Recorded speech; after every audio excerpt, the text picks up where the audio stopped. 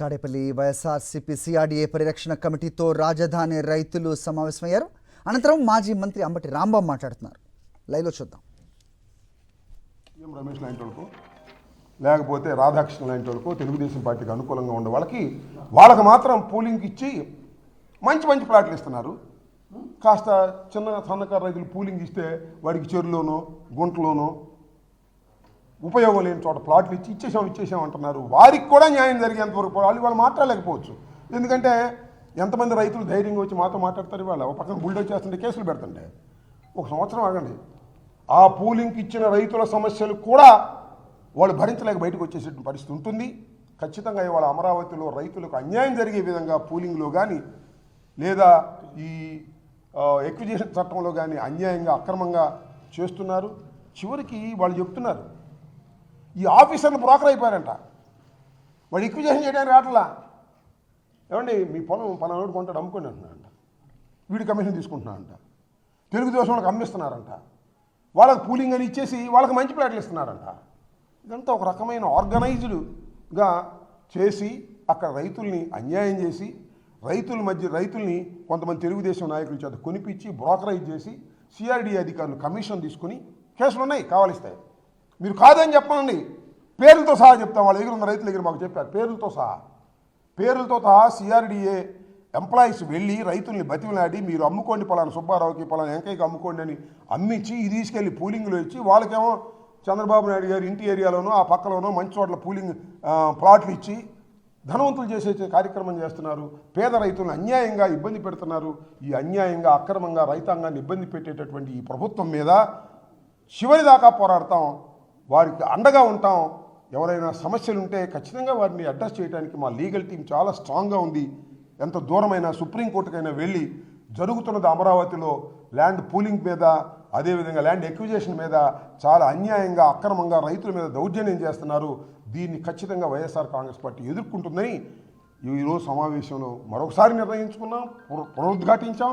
మళ్ళా ఈ పరిరక్షణ కమిటీ సమావేశం అవుతుంది, రైతులకు అండగా ఉంటుందని మాత్రం మీ ద్వారా రాష్ట్ర ప్రజానీకానికి రైతాంగానికి తెలియజేస్తున్నాం.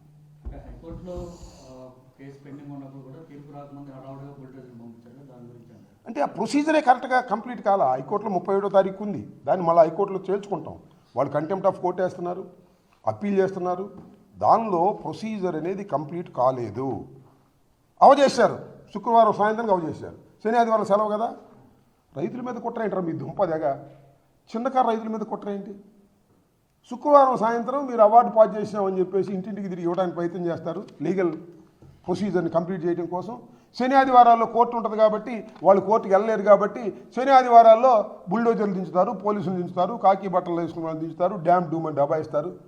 ఇది రైతుల మీద ప్రయోగించారా పోలీసుల్ని? మీ శక్తిని. చిన్న రైతులు, వాళ్ళేం పెద్ద రైతులు కూడా కాదు. 2 ఎకరాలు 75 సెంటు 11 మంది రైతుల మీద మీరు పోలీసు యంత్రాంగాన్ని ప్రవేశించి కుట్రలు చేసి ఏంటి ఫెయిర్ గవర్నమెంట్ లేకోకుండా ఫెయిర్గా రైతులతో చేయొచ్చు కదా. రైతులు పిలవచ్చు, అయ్యా మీకు 2,47,000 కాదు మన సీఎం రమేష్ కొన్నాడే 5 కోట్లకి, దానికన్నా ఇంకో 10 కోట్లు ఇస్తామని చెప్పొచ్చు కదా. ఏం పోయింది నీ సొమ్ము? అప్పు తీసుకొచ్చే కదా దోచిపెడుతున్నావు. రైతులకు దోచిపెట్టి తప్పేంటి?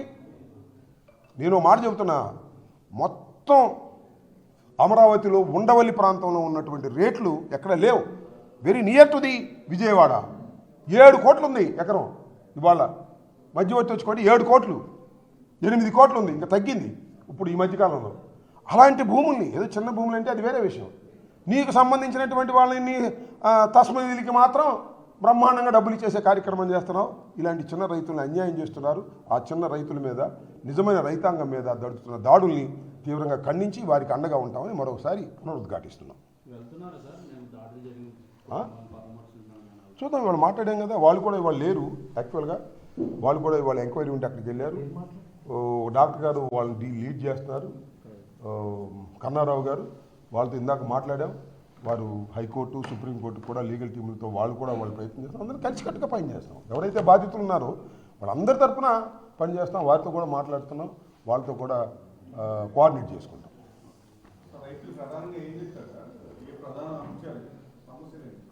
సమస్యలు ఇదే కదా. ఇప్పుడు ఎవరైతే పూలింగ్ ఇవ్వలేదో వాడి ఎక్విజిషన్ ప్రయోగిస్తారు.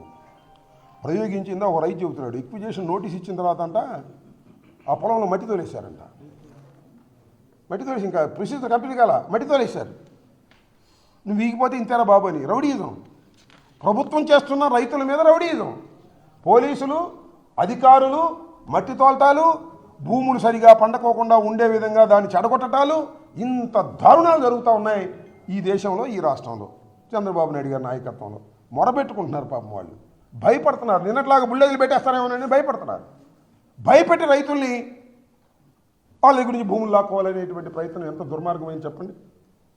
ఈ దుర్మార్గానికి ఖచ్చితంగా సమాధానం ఉంటుంది. కాకపోతే 2 సంవత్సరాలే కదా, ఇంకో సంవత్సరం ఆగనివ్వండి, అందరూ బయటకు వస్తారు. పాపం భయపడుతున్నారు రైతులు కూడా. ఎందుకు వచ్చినా కూడా కేసులు పెడతారు, మీ మీద పెట్టారు కదండి, మనం మీ మీద రాళ్ళు వేశారు కదండి, అట్లాగే మా మీద కేసులు పెడతారు అని భయపడుతున్నారు.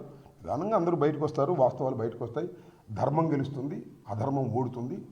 అది మీరు చూస్తారు రాబోయే కాలం.